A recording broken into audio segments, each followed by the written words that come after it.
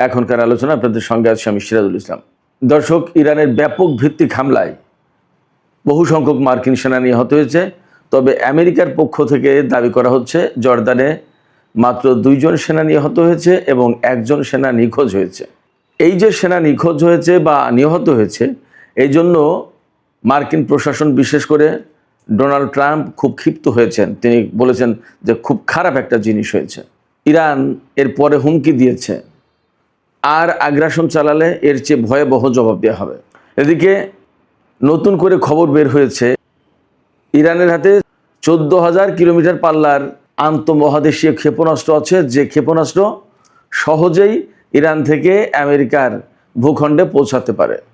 আরও তথ্য হচ্ছে এই ক্ষেপণাস্ত্র পরমাণু ওয়ারহেড বহন করতে পারে। এর সাথে অ্যাডিশনাল তথ্য দিই, ইরানের পররাষ্ট্রমন্ত্রী আব্বাস আরাকচি নাকি তাদের ভাণ্ডারে পরমাণু অস্ত্র থাকার ইঙ্গিত দিয়েছেন। তিনি বলেছেন, ইসরায়েলও শান্তি চাই, আমরা ইসরায়েল সফরে যাব তাদের পরমাণু অস্ত্র আছে কিনা সেটা দেখার জন্য। যদি তাদের না থাকে তাহলে আমরাও দেখতে দেব। এই জায়গা থেকে অনেকে মনে করছেন যে আব্বাস আরাকচি ঠিক এই কথা বলেছেন, যদি তাদের থাকে তাহলে আমাদেরও থাকবে, যদি তাদের না থাকে তাহলে আমাদেরও থাকবে না। তার মানে অনেকেই মনে করছেন যে এই কথার ভেতর দিয়ে বেসিক্যালি ইরানের পরমাণু অস্ত্র থাকার একটা ইঙ্গিত পাওয়া যাচ্ছে। আমরা তো কয়েকদিন আগেই বলেছি যে ইরানের হাতে হাইড্রোজেন বোমা আছে বলে খবর বের হয়েছে। সবচেয়ে বড় প্রশ্ন দেখা দিয়েছে আমার কাছে, যেটা দর্শক আপনাদের কি মনে হয় আপনারা বলবেন। জার্মানি থেকে অনেকগুলো F-16 যুদ্ধ বিমান নিয়ে আসছে মধ্যপ্রাচ্যে, এবং ব্রিটেন থেকে বেশ কিছু F-35 যুদ্ধ বিমান আনতে হচ্ছে আমেরিকাকে মধ্যপ্রাচ্যে ইরানের সাথে যুদ্ধ করার জন্য।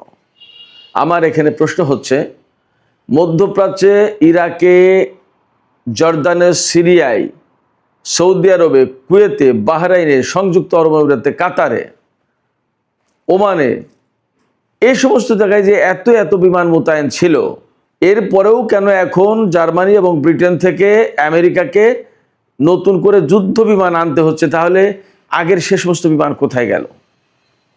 ধ্বংস হয়ে গেছে, অকেজো হয়ে গেছে, নাকি সে সমস্ত বিমান আছে আরও অনেক বিমান এনে একসাথে ইরানের উপরে একেবারে চরমতম হামলা চালাবে? আসলে কোনটা? আমি আরেকটা ছোট্ট খবর দিয়ে বিস্তারিত আলোচনায় চলে যাই। গত কয়েকদিন আগে মার্কিন কংগ্রেসের প্রতিনিধি পরিষদে ভোটাভুটি হলো না? আমেরিকাকে সামরিক এবং অর্থনৈতিক সহযোগিতা বন্ধ করতে হবে, এই জন্য রিপাবলিকান দলের একজন প্রতিনিধি পরিষদ সদস্য প্রস্তাব এনেছিলেন। সেই প্রস্তাবের পক্ষে বিপক্ষে ভোটাভুটি হলো। তাতে 104 জন ডেমোক্রেটিক সদস্য ভোট দিয়েছিলেন যে হ্যাঁ, ইসরায়েলকে এই সহযোগিতা বন্ধ করা হোক। যারা এই প্রস্তাবের পক্ষে ভোট দিয়েছিলেন তাদেরকে এখন আর টাকা দেবে না ইসরায়েলি লবি আইপ্যাক। গতকাল তারা এই ঘোষণা দিয়েছে। তার মানে ইরানের উপর আমেরিকা ইসরায়েলের এই যুদ্ধ আসলে শুধু মধ্যপ্রাচ্য না, সারা বিশ্বের রাজনীতি, বিশেষ করে আমেরিকার পলিটিক্স, ইকোনমিক্স, যে পলিটিক্যাল স্ট্র্যাটেজি, ইন্টারেস্ট, অনেক কিছু পাল্টে দিল। সুপ্রিয় দর্শক, এতক্ষণ যে বিষয়গুলো বললাম, এই বিষয়গুলো নিয়েই আমি আপনাদের সাথে বিস্তারিত আলোচনা করব। আশা করি আপনারা শেষ পর্যন্ত সঙ্গে থাকবেন।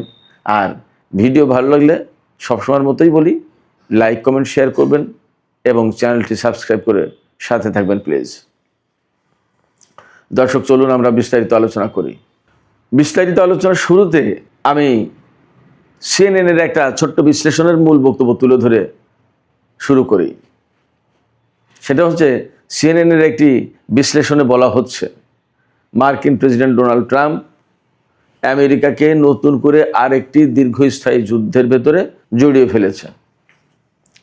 আর মিডল ইস্ট ইনস্টিটিউশনের একজন ফেলো বলছেন যে ডোনাল্ড ট্রাম্প এমন এক ফাঁদে পড়েছেন যেখান থেকে প্রতিদিন যুদ্ধের মাত্রা বাড়াতে বাধ্য হচ্ছেন বা যুদ্ধ করতে বাধ্য হচ্ছেন। এই যুদ্ধ থেকে বেরিয়ে আসার কোনো স্কোপ তিনি পাচ্ছেন না। এর কারণ কি? এই যে যুদ্ধ থেকে তিনি বেরিয়ে যেতে পারছেন না, তার কারণ কি? এটার আমি বিস্তারিত ব্যাখ্যা বিশ্লেষণ আশা করি করব। তো জর্দানে মার্কিন সেনা আহত নিহত এবং আরও কী কী ঘটেছে সেগুলো একটু বলি। হয়তো এরই মধ্যে আপনারা খবর জেনেছেন, তারপরেও আরও ভেতরগত কিছু তথ্য আশা করি আমি দিতে পারবো, পাবেন আপনারা। জর্দানে এমন মারাত্মক হামলা চালিয়েছে যে সামরিক মেসে, যেখানে সেনারা থাকে, খাওয়া দাওয়া করে, সেই জায়গায় ডাইরেক্ট ক্ষেপণাস্ত্র হামলা হয়েছে, একেবারে ডাইরেক্ট। এবং বিভিন্ন ভিডিওতে দেখা যাচ্ছে যে আমেরিকা পেট্রিয়ট ক্ষেপণাস্ত্র দিয়ে ইরানি ক্ষেপণাস্ত্র প্রতিহত করার, ইন্টারসেপ্ট করার চেষ্টা করেছে, কিন্তু একটাও কাজ আসেনি। সব ক্ষেপণাস্ত্র এদিকে ঘোরাঘুরি করছে, ওর ভিতর দিয়েই ইরানের ক্ষেপণাস্ত্র লক্ষ্যবস্তুতে আঘাত হানছে। এবং বিভিন্ন সূত্র থেকে বলা হচ্ছে, আমি তো আগেই বলেছি, ইরানও বলছিল যে আমরা এখনও আমাদের গুরুত্বপূর্ণ ক্ষেপণাস্ত্রগুলো ব্যবহার করিনি, নতুন নতুন যে সমস্ত ইনভেনশন আছে, নতুন নতুন যে সমস্ত ক্ষেপণাস্ত্র, অস্ত্র, সামরিক সরঞ্জাম আছে, এর অনেক কিছু এখনও আনটাস্ট, এখন ধরেনি, ছুঁয়ে দেখেনি ইরান। তো এখন যে সমস্ত ক্ষেপণাস্ত্র ব্যবহার করা হচ্ছে, ইরান ব্যবহার করছে, তার বেশিরভাগই খাইবার শেখান, ফাতা 110, তারপরে ক্ষুদ্রম সাহার, এই সমস্ত বড় বড় ক্ষেপণাস্ত্র, যে সমস্ত হাইপারসনিক এবং ব্যালিস্টিক মিসাইল, এই সমস্ত ক্ষেপণাস্ত্র এত গতিতে আঘাত হানে যে এই সমস্ত ক্ষেপণাস্ত্র ঠেকানোর মতো কোনো প্রযুক্তি আমেরিকা ইসরায়েলের হাতে নেই। তাহলে উপায় কি? কোনো উপায় নেই, নিরুপায়। এবং আমি আপনাদেরকে এই তথ্য দিই, আপনারা কেউ কেউ হয়তো ভাবতে পারেন যে আমি অতিমাত্রায় বাড়িয়ে বলছি। বাড়িয়ে বলছি না। ঘটনা এমন ঘটেছে, মধ্যপ্রাচ্যে গত 7-8 দিনে ইরান এমন হামলা চালিয়েছে যে মধ্যপ্রাচ্যে যে সমস্ত মার্কিন ঘাঁটি ছিল, আগের যুদ্ধে যা ক্ষয়ক্ষতি ছিল, কিছু কিছু মেরামত করার চেষ্টা করেছে নিশ্চয়ই মাঝখানে যুদ্ধবিরতির সুযোগ নিয়ে। গত 7-8 দিনের হামলায় ইরান এই সমস্ত ঘাঁটির বেশিরভাগই ধ্বংস করে ফেলেছে, বেশিরভাগই। এবং এখানে সবচেয়ে বেশি ধ্বংস হয়েছে তা হচ্ছে radar system, early warning system, electronic warfare system, jamming system, আপনার গোয়েন্দাগিরি করার জন্য যে সমস্ত বিমান বা যে সমস্ত ব্যবস্থা থাকে, সেগুলো সার্ভিলেন্স সিস্টেম বলে, এই সমস্ত সব কিছু ধ্বংস হয়ে গেছে। সেক্ষেত্রে মার্কিন বিমান বাহিনী যে কাজ করবে, এগুলো কঠিন হয়ে পড়েছে তাদের জন্য, যার কারণে তাদেরকে এখন ভূমি থেকে ভূমিতে নিক্ষেপযোগ্য ক্ষেপণাস্ত্র মেইনলি ব্যবহার করতেছে। বিমানও ব্যবহার করছে কিছু কিছু, কারণ এই সমস্ত বিমান পরিচালনার জন্য তাদের আরও অনেক রাডার বিভিন্ন জায়গায় আছে। মিডল ইস্টের সব দেশের সব সামরিক ঘাঁটি বা সব ক্ষেপণাস্ত্র ব্যবস্থা বা রেডার সিস্টেম ইরান ধ্বংস করে ফেলেছে তা তো না। এই যে তুরস্কেই আছে, সেগুলো তো ধ্বংস করেনি। হয়তো আজারবাইজান আছে, ধ্বংস করেনি। তুর্কমেনিস্তানে বা কাজাকিস্তানে থাকতে পারে, আরও কোথায় কোথায় আছে তা তো এখনও সব জানা নেই।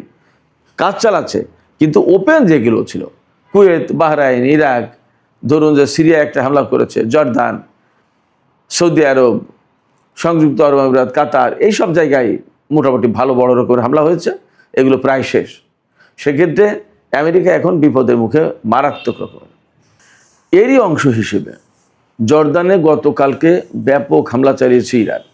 মানে জর্দানের আল আজরাক বিমান ঘাঁটি, প্রিন্স সুলতান এয়ারবেজ, প্রিন্স হাসান এয়ারবেজ, তারপরে মুওয়াফাক আল সালতি, এরকম আরও কয়েকটা বিমান ঘাঁটি ছিল। দেখেন, খেয়াল করেন, এই সমস্ত দেশ কত দুর্বল, তাদের নেই ঠিকমতো সামরিক বাহিনী, কারোর বিরুদ্ধে কোনো যুদ্ধ করতে পারে না, অথচ এক একটা বিমান ঘাঁটি বানিয়েছে কি, কতগুলো বিমান ঘাঁটি এক একটা দেশে, এগুলো সব সামরিক বিমান ঘাঁটি।